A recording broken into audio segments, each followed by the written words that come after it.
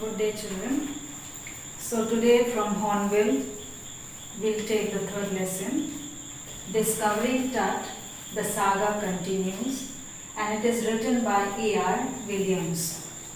And you must be knowing about the Egyptian kings, that when they got buried, when they died, they got buried in big pyramids, and those pyramids contained big rooms and all the clothings, ornaments and all the things of the daily use of the king. It was buried with the king. So this is about a king. He was called Tut. His full name is very big, Tutankhamun, and so we call it Tut. And this study is on that. Previously, in 1922, Howard Carter, he took it out, he did his studies over it. He wanted to find some things, some curious things out of his body.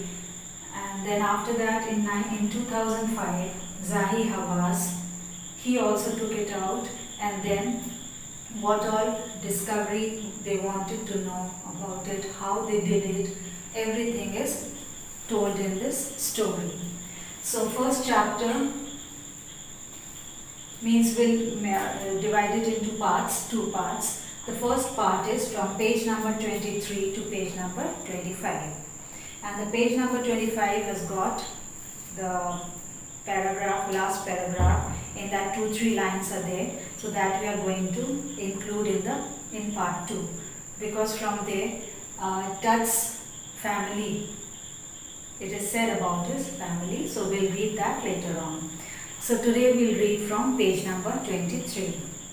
An angry wind stirred up the ghostly dust devils as King Tut was taken from his resting place in the ancient Egyptian cemetery known as the Valley of the Kings. So here, when the Tut's body was taken out from the cemetery, cemetery is the graveyard, and here it was known as the Valley of Kings because after the king's death, the king family was buried over there. So here, when his body was being taken out from the cemetery, from the grave, the angry wind seemed to be blowing, and it seemed as if the nature was very angry with the people who were trying to who is trying to disturb the body of the king. Dark bellied clouds had scudded across the desert sky all day and now were veiling the stars in cascade grey. And the dark bellied clouds, the full desert was covered with black clouds, and in the night there were the stars that could be seen in the grey sky. It was 6 p.m. on 5th January 2005. So in 2005, January 2005, at 6 p.m. in the evening, the world's most famous mummy glided head first into a CT scanner brought here to probe the lingering medical mysteries of this little understood young ruler who died more than 3,300 years ago. So his head, after the death, when all the spices and all are applied on the body and kept to be secure so that no virus or no germs may eat it up. So it was removed and the head was put in the CT scanner. You know the CT scan, some of you must have undergone the CT scan. So his his head was put in the CT scan, and the medical mysteries were trying to be discovered. They are trying to find out why this king died 3,300 years ago, because at that time he was very young and it was very difficult to know why he died. The exact the reason of his death was not known to anybody.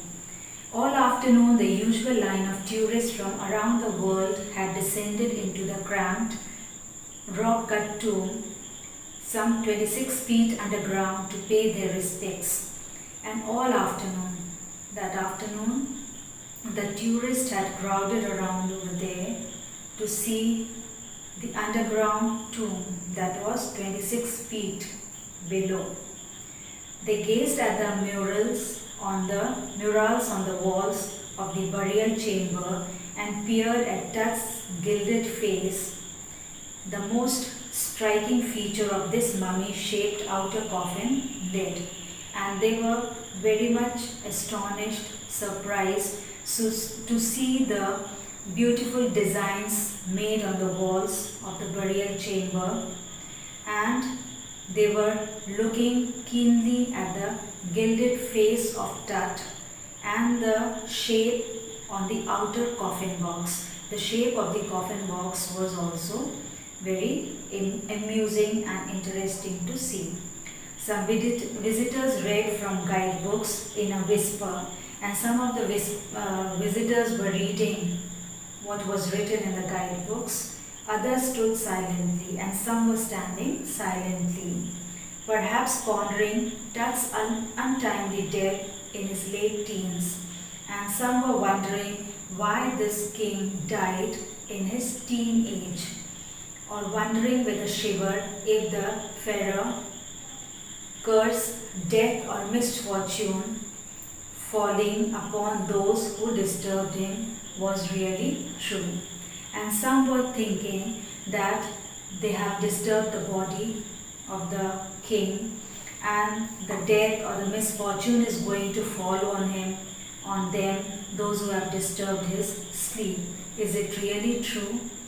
The mummy is in very bad condition because of what Carter did in 1920s. In 1920s, when Carter he removed the body became disturbed and it was in a bad condition, said Zahi Hawass, Secretary General of Egypt's Supreme Council of Antiquities, as he leaned over the body for a long first look, because he bent down to look at the body when it came out first in 2005. So he was looking at the body and he said that Carter did it, or he disturbed the body, he had made it very bad. Howard Carter, that is, was the British archaeologist who in 1922 discovered Tut's tomb after years of futile searching. After many years of searching, Carter, he discovered the tomb in 1922.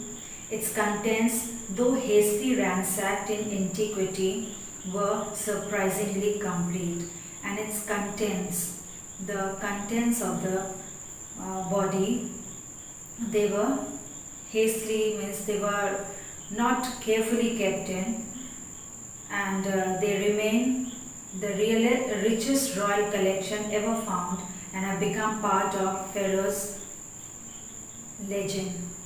Stunning artifacts in gold, their eternal brilliance meant to guarantee resurrection, caused a sensation at the time of the discovery and still gets some of the most attention. And they believed that the king is going to rise from his for the life again, and all that, the belief of those people, they kept everything that was used by the king in the coffin. But Tut was also buried with everyday things he would want in the afterlife: board games, bronze razor, linen garments, cases of food and wine. So everything was buried with Tut. That afterlife, he must need all these things. The board games, like the chess and all they used to play. Bronze razor was there, linen undergarments were there, and the food and wine, big boxes of food and wine was also kept. After months of careful recording, the pharaoh's funerary treasures, Carter began investigating history-nested coffins. So coffins were not, there was not one coffin, there were 3 coffins. So Carter was investigating all these 3. Opening the first. When he opened the first, he found a shroud adorned with garlands of willow and olive leaves. So when the first coffin was opened, it had nice clothes of the king, and in that willow leaf and olive leaf garlands were put on. Wild celery, lotus petals and cornflowers, the faded evidence of the burial in March or April, and it seemed as if these leaves were available only in March and April, so the body must have been buried in March or April. When he finally reached the mummy, though he ran into trouble, and when he finally reached the next coffin where the mummy was kept, then there was a big trouble over him. The ritual raisins had hardened, cementing TUT to the bottom of his solid gold coffin. And the ritual raisins, when the body was kept in the box and it was to be buried, some ritual raisins, some adhesives were there, like the dry fruits also we call raisins, adhesive we also call raisin. So all that stuck the body to the coffin. No amount of legitimate force could move them, and if you tried to take it out forcefully also, they were not able to take it out.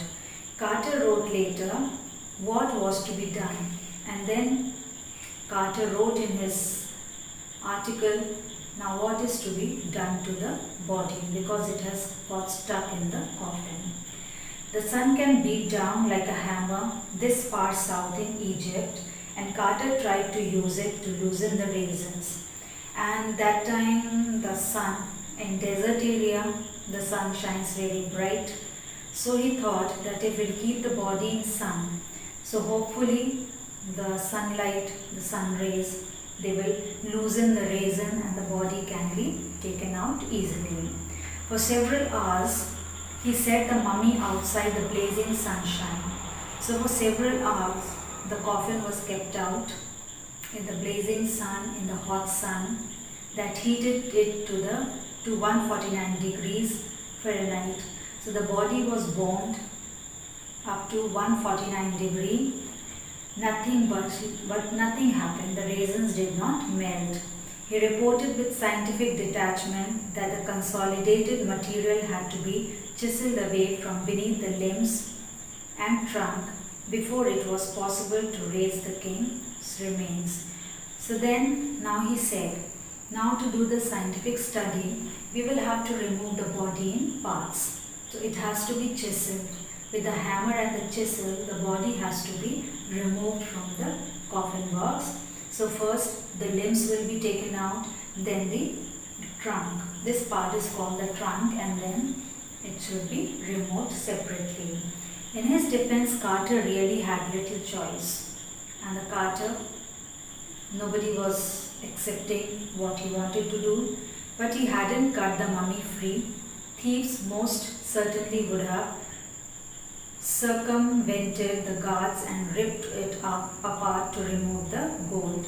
And he did not leave the security from there. He wanted to keep the security all around because he knew that the thieves might come over there and they will take out all the gold from the body and they will run away. In Tut's time, the royals were fabulously wealthy. When the Tut was living, that time the kings, they were a very wealthy people, and they thought or hoped they could take their riches with them. And according to their theory, the riches and wealth, whatever they had in their life, it could be carried with them after their death. For his journey to the great beyond, King Tut was lavished with glittering goods, precious collars, inlaid necklaces and bracelets, rings, amulets, ceremonial apron, sandals, sheaths for his fingers and toes, and now iconic inner coffin and mask, all of pure gold. And the inner coffin consisted of all these things, whatever I have mentioned over here, whatever is written in the story, whatever I have read just now, all these were made of pure gold and they were buried in the inner coffin. To separate Tut from his adornments, Carter's men removed the mummy's head and severed nearly every major joint. And then, to remove the body of Tut, Carter's men removed the mummy's head first, and then all the major joints were cut and the body was removed. Once they had finished, they reassembled the remains on the layer of the sand in a wooden box with padding that concealed the damage, the bed where Tut now rests. And after completing their study, they reassembled the remains on the layer of the sand in a wooden box. So in the wooden box they put the sand, then they padded it properly, and all the body parts were kept intact in the coffin and they kept it inside. Archaeology has changed substantially in the intervening decades, focusing less on treasure and more on fascinating details of life and intriguing mysteries of death. Now here the writer says the archaeology has changed a lot because they don't want to study about the treasure, but they study about the details of life and the mysteries of death. They want to know about all these things. It also uses more sophisticated tools, including medical technology. So now we have got sophisticated tools and the medical technology with us. In 1968, more than 40 years after Carter's discovery, an anatomy professor x-rayed the mummy and revealed a startling fact. And then, after 40 years, in 1922, Howard took it out.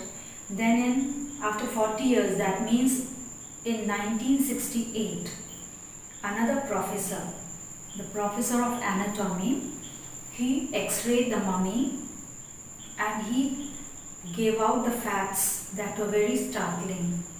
Beneath the resin that cakes his chest, his breastbone and front ribs were missing. And according to him, the breastbones and the front ribs, they were missing. When he x-rayed the body, he found all these things.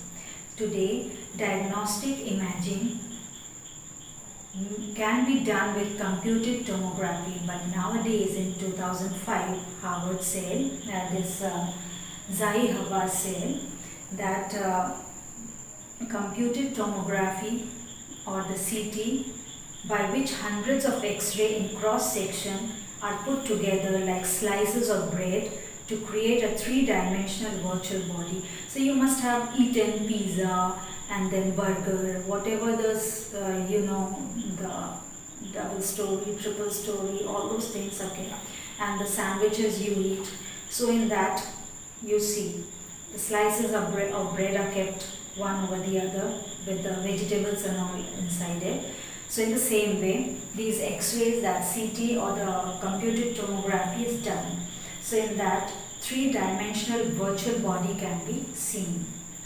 What more could a CT scan reveal of TUT than the X-ray? And could it answer two of the biggest questions still lingering about how did he die and how old was he at the time of his death? So still these two answers were unanswered. These questions were unanswered, that how he died and at what age he died. King Tut's demise was a big event, even by royal strands. So the people, they believe that his demise was a big event, his death was a big event.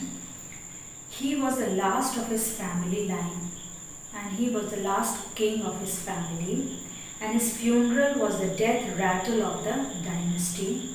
but the particulars of his passing away and its aftermath are unclear, and still his particulars of time and at what age, these are unanswered, and still it is a mystery. So this is about King Tut, whatever we have studied. The introduction means whatever these two scientists they wanted to do. So one date in the middle is 1922, then 1968, and then 2005. So all these was done, and children, you read it carefully, and tomorrow from this page number 25 itself, the last paragraph, from here we'll complete the lesson, and then most probably I'll be giving you the notes of Ranga's marriage, and I want you all to complete it on 9th and send it to me. This I'll be sending in the Google class, and you'll be able to write the notes, and whoever will write the notes and show it to me, their attendance is full attendance. It will be said to be the full attendance, and your views and the attendance that you gave, it should match. That I have already told you in the WhatsApp group. So goodbye children.